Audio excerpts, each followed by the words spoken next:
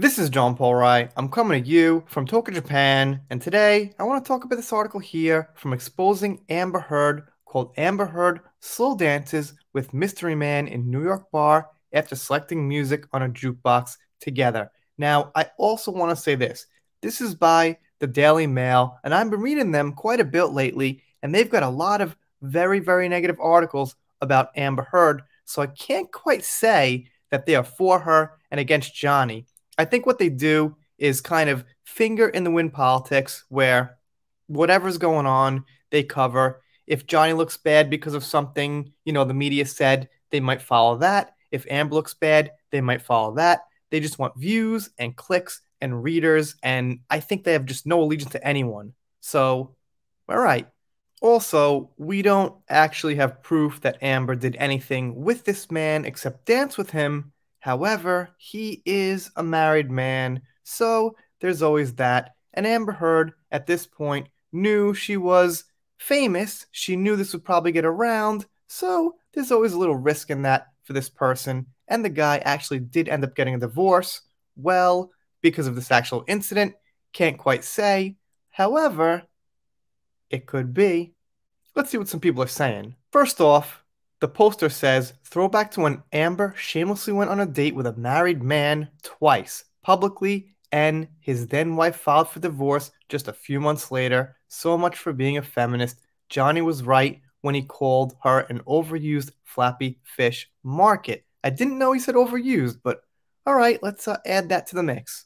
And this person here says he's more guilty as he is the married one, obviously, but she's known for being a cheater with no morals. And that brings us to the whole what if. I'm saying what if here, guys. So keep that in mind. Amber actually had something going on with Jason Momoa. Who's at fault? I actually made a post on this on my channel, and it got like 2,000 votes. And most people said that both parties are at fault, and I got to agree with that. One, the married person is more at fault because you know you're married, you know what you're doing.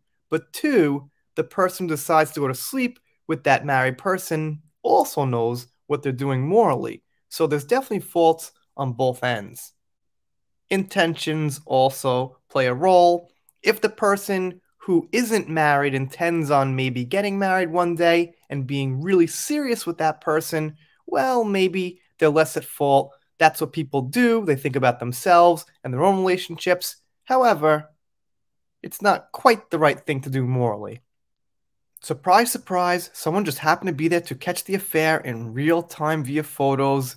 One where she is looking over his shoulder and directly at the camera. So, people do point out that a lot of times it looks like who, call her Amanda, likes to be photographed. And like I was saying, she knows that pictures are around. She knows it's probably going to get out. And she knows the guy's married. So it is more his fault. He is the married one, I guess. But we can't say there's no fault on the part of Miss Plays Monopoly and drinks hot chocolate all night with a bunch of different men.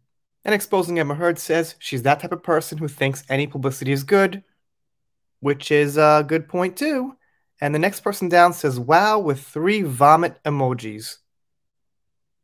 Pretty fitting.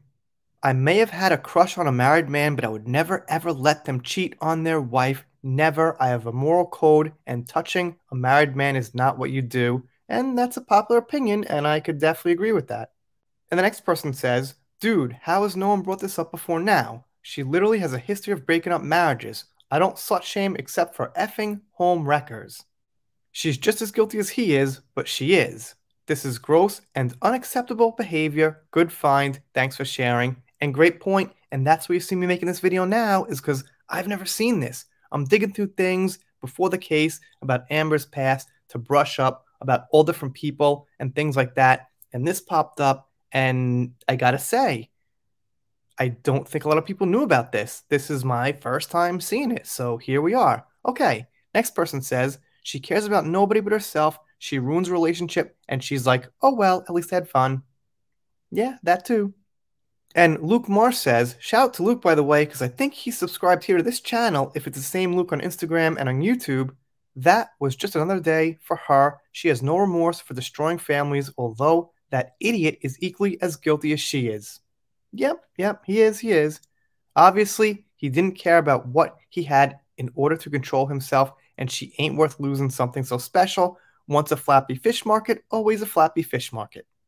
And the last comment I got here says, typical her, homewrecker. That's why she can't stay in relationships. She either gets bored or finds someone who has power or fame so she can promote herself. I swear, do her legs ever cross? And at some point, they must. But what do I know? I'm the one who thinks she plays Monopoly all night. And I mean, plays Monopoly, rolling dice, stuff like that, counting money, pretty innocent.